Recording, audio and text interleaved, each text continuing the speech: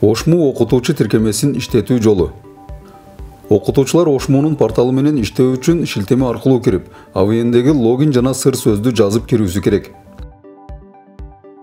Ачылгандан кийин ар бир окутуучунун жеке кабинети көрүнөт. Жеке кабинетинин окуу жүктөмө бөлүмүндө өтүлүүчү предметтердин жылдык сааттары чыгат. Ал жерге сабактардын силабусын киргизүү үчүн добавить материал баскычын басып, лекция же лабораториялык саат экендигин аныктап, алдын ала даярдалган темаларды киргизүү керек. Тема киргизүүдө номер жана шилтемесин, эгер лабораториянын файлы болсо, аны кошо киргизүүгө болот.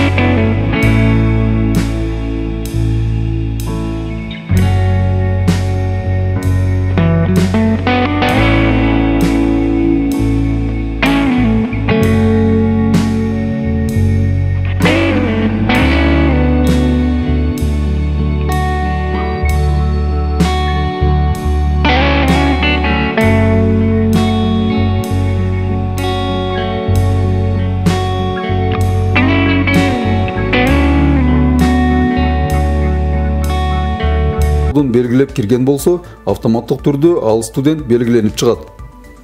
Эскертүү. Эгерде окутуучунун телефону жок болсо же техникалык себептерден улам иштебей калса, ушул эле процессти порталдан жасоого болот.